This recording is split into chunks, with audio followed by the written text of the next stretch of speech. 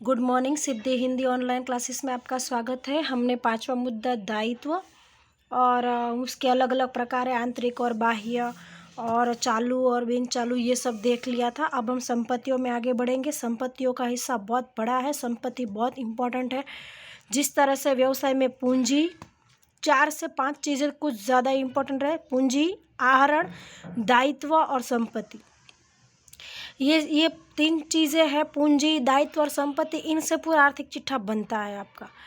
तो दायित्व, हम उधार माल लाते हैं तब हमारी जिम्मेदारी बढ़ जाती है, कर्ज बढ़ता है दायित्व, और हम जब माल संपत्ति व्यवसाय में इन्वेस्टमेंट करते हैं, कुछ खरीदते हैं तो वो बन जाती है संपत्ति, और पूंजी व्यवसाय में लगाते हैं। संपत्तियों के हिस्सा बहुत बड़ा है। कहाँ तक है संपत्तियाँ? 15 तक, 7 से 8 प्रकार की। आपकी किताब में ये है संपत्ति, उसकी इस तरह से कॉलम बनाई हुई है। और यहाँ पर 90 में बिन चालू और स्थिर, दृश्य, अदृश्य, चालू, प्रवाही, वास्तविक, अवास्तविक, इस तरह से उसकी कॉलम बनाई है। मैंने यहाँ पर एक कॉलम बनाई हुई है। इस तरह से संपत्तियों को बांटेंगे। संपत्ति अभी हम देखेंगे संपत्तियाँ किसे कहते हैं, पहले हम समझ ले कितने प्रकार की है। संपत्तियाँ 2 प्रकार है, मुख्य, वास्तविक और अवास्तविक। वास्तविक मतलब जो भौतिक मूल्य दर्शाते हैं, और अवास्तविक जो भौतिक मूल्य नहीं दर्शाते, जिसको स्पर्श और आप नहीं कर सकते, वो देखते हैं अभी आगे। वास्तविक के अंदर भी 2 प्रकार है, अचल, चल। अचल को दूसरे बिन चालू और स्थिर नाम से जाना जाता है। चल को चालू और अस्थिर के नाम से जाना जाता है। ये है बिन चालू मतलब दीर्घकालीन, और चालू मतलब अल्पकालीन। दीर्घकालीन मतलब 1 वर्ष से अधिक, और अल्पकालीन मतलब 1 वर्ष तक। 1 वर्ष तक। फिर बिन चालू या दीर्घकालीन है, उसमें 2 प्रकार है, दृश्य और अदृश्य, और इसके अंदर प्रवाही और चालू दोनों का समावेश होता है। अवास्तविक अलग, यानी संपत्ति आप देखो तो संपत्तियाँ के एक मुख्य सब इसके अंदर इंक्लूड है। यहाँ से हम देखें तो 1, 2, 3, 4, 5, 6, 7 और मुख्य 1, 8। इस तरह से संपत्तियाँ हैं। इन सबको मैं आपको समझाती हूँ। पहले से ये कॉलम देख लो, संपत्तियाँ जिसके अंदर सब इंक्लूड है, वास्तविक और अवास्तविक। वास्तविक के अंदर 2 है, दीर्घकालीन और अल्पकालीन। ये दीर्घकालीन है, ये अल्पकालीन है। दीर्घकालीन के अंदर 2 प्रकार है, दृश्य और अदृश्य। अल्पकालीन के अंदर प्रवाही, चालू सबका इंक्लूड हो जाता है। अलग अलग नाम से नहीं जानो तो भी सिर्फ इसको अल्पकालीन, इसके अंदर अलग अलग प्रकार नहीं है और इसमें है। तो मुख्य देखा जाए तो वैसे वास्तविक, अवास्तविक, और उसमें वास्तविक में 2 है, अल्पकालीन और दीर्घकालीन, बस इतना ही। और इसमें दृश्य अदृश्य है, ठीक है। तो ये 12वीं में काम आने वाला है। मैं एक नमूना आपको दिखा दूँ। ये 12वीं का पार्ट 2 है। पार्ट 1 में तो है ही, पार्ट 2 है। पार्ट 2 में 11 मार्क का सवाल है। उसमें आप देखो तो शेयर पूंजी अनामत दायित्व आया, चालू दायित्व, बिन चालू और चालू शब्द आया। बिन चालू मतलब दीर्घकालीन, देखो, और चालू मतलब अल्पकालीन, जो भी मैंने आपको समझाया। फिर ये रहा देखो संपत्तियाँ। तो कौन सी 3 चीज़ें मैंने जो आपको बताई, वो पूंजी, दायित्व और संपत्ति। इन तीनों से मैंने क्या कहा था अभी थोड़ी देर पहले वीडियो की शुरुआत में, पक्की तलपट बनती है। ये देखो, संपत्तियां में दृश्य अदृश्य संपत्ति है, बिन चालू विनियोग है, माल सामग्री, व्यापार, यानी चालू संपत्ति है। बिन चालू और चालू संपत्ति बराबर है। तो ये सब 12वीं में आने वाला है। 11वीं में तो आएगा, पर 12वीं में भी आएगा। तो 11वीं में आप सीख लोगे तो 12वीं में आपको इसके ऊपर कम फोकस लगाना पड़ेगा, बराबर है। आपके लिए बहुत इंपॉर्टेंट है। मैं संपत्तियों पर आगे बढ़ती हूँ।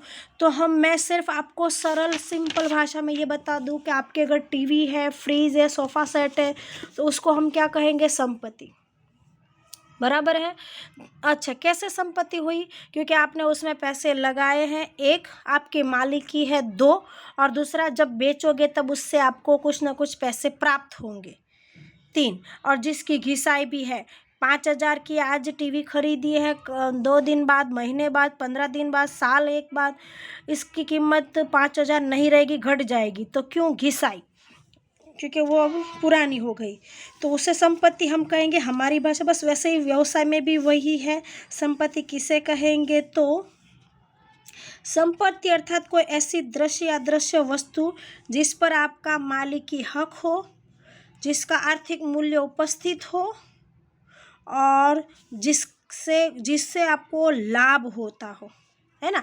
टीवी का आप उपयोग कर रहे हो, सोफा सेट का उपयोग कर रहे हो, आपके पास स्कूटर है, कार है, तो उसका उपयोग कर रहे हो। तो किताब में मैं जो बोल रही हूँ ऐसे एकदम जोड़ जोड़ के नहीं बनाई है, मैं आपको बराबर बता रही हूँ, परिभाषा इसकी सुन लो। संपत्ति अर्थात दृश्य अदृश्य ऐसी वस्तु जिस पर आपका मालिकी हक हो, जिसका आर्थिक मूल्य उपस्थित हो रहा, और तीसरा जिससे आपको लाभ प्राप्त हो, ऐसी वस्तु को संपत्ति कहते हैं। बराबर है, ऐसी वस्तु को क्या कहेंगे? संपत्ति। तो फिर से वापस, जिस पर आपकी धंधा में ऐसी वस्तु जिस पर आपकी मालिकी का हक हो, जिसका आर्थिक मूल्य हो, और तीसरा जिससे आपको लाभ प्राप्त हो, ऐसी वस्तु को संपत्ति कहते हैं। बराबर। अब हम आगे जाएंगे। बिन चालू या स्थिर संपत्ति, यानी कि एक वर्ड जो मैंने आपको समझा दिया, यहीं पर आपको लिखा था दीर्घकालीन, तो यहाँ पर ही देखो उसकी परिभाषा आ गई। बिन चालू संपत्ति की पहचान समय के आधार पर निश्चित होती है। बिन चालू दायित्व की तरह ही बिन चालू संपत्ति 1 वर्ष से अधिक समय अवधि वाली होती है।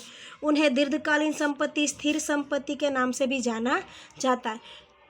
जो 1 वर्ष से अधिक समय से संबंधित होती है, ऐसी वस्तुओं को दीर्घकालीन या स्थिर संपत्ति के नाम से जाना जाता है। स्थिर संपत्ति के अंदर जमीन, मकान, प्लांट, यंत्र, फर्नीचर, ट्रेडमार्क, कॉपीराइट, पैटर्न, ख्याति, फ्रेंचाइजी। खास ये देखो, ये अदृश्य है।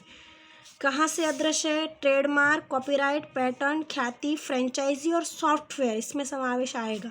6 संपत्ति अदृश्य और बाकी सब कैसी है? दृश्य। इन संपत्तियों का आयुष्य 1 वर्ष से अधिक होता है। देखो, ज़मीन हम 1 महीने के लिए नहीं खरीदते हैं, लॉन्ग टर्म के लिए खरीदते हैं। मकान भी आपने एक बार खरीदा है, 5-10 साल बाद दूसरा खरीदेंगे या तो बेचेंगे। आज खरीदा है कल बेचा, ऐसा हम करते नहीं। प्लांट, यंत्र, फर्नीचर जो आपने आज बनाया है तो कुछ साल बाद उसका रिनोवेशन करेंगे, इस तरह से, इसलिए उसको लंबे समय वाली अवधि कहें, संपत्ति कहेंगे। जिसमें दृश्य और अदृश्य 2 का समावेश होता है। मैंने आपको बता दिया, ज़मीन, मकान, प्लांट, यंत्र। ज़मीन को आप देख सकते हो, स्पर्श कर सकते हो, मकान को देख सकते हो, स्पर्श कर सकते हो, प्लांट, यंत्र, इन सबको देख सकते हो, स्पर्श कर सकते हो। लेकिन पैटर्न, ट्रेडमार्क, कॉपीराइट, ख्याति, फ्रेंचाइजी। ख्याति मतलब आपकी प्रतिष्ठा, जिसको आप प्रतिष्ठा कितनी वो देख सकते हो, स्पष्ट नहीं कर सकते, और कोई इसका वैल्यू भी नहीं है।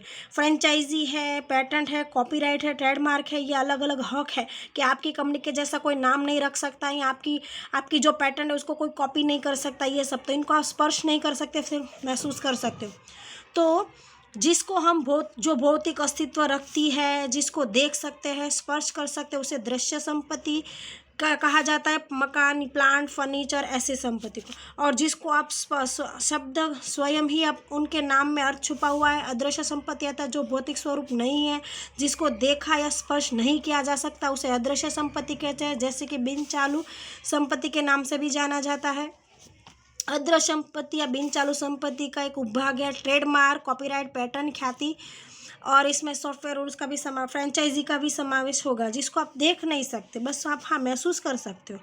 बराबर है। ये 4 ऐसी संपत्ति का इसमें फ्रेंचाइजी और सॉफ्टवेयर का समावेश नहीं किया, सॉफ्टवेयर देख सकते इसलिए।